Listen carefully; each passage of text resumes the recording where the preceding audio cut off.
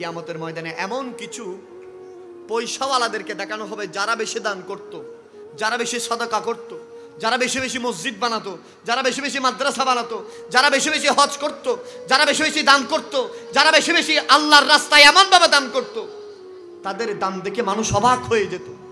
কিন্তু আমার নবী বলতেছেন কিয়ামতের ময়দানে তাদের এই দান তাদেরকে জাহান্নামে নিয়ে যাবে। কোথায় বলেন না, কোথায়? জাহান্নামে নিয়ে যাবে। সাহাবীরা দাঁড়িয়ে গেলেন, ইয়া রাসূলুল্লাহ, কোন সে দান?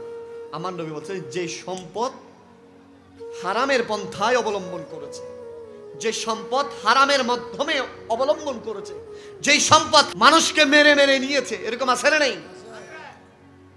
সারাদিন কামলারে কৃষি জমিনের মধ্যে কাম করাইছে, ওই নেত্রকোনার মানুষ আসতে 15 জন রে কাম করাইছে, 15 জন রে বলতেছে আজকে টাকা দিব না, আমি এই এলাকার সর্দার, আমি এই এলাকার অমুক সাপ তমুক সাপ, আজকে টাকা দিব না, যাও হাঁটি চলে যাও। এরকম আছে না নাই?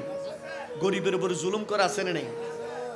এরকম কোন যদি সৌভাগ্যবান জাহান্নামীওয়ালা যদি থাকেন, আল্লাহর ওয়াস্তে আজকে থেকে শপথ করে ফেলেন, আজকে থেকে একনিষ্ঠ হৃদয় করে ফেলেন, আমার আল্লাহর কাছে একনিষ্ঠভাবে তওবা করেন, আমার আল্লাহ যেন আপনার ওই অতীতের সকল গুনাহ যেন মাফ করে দেয়। জোরে বলেন আমিন।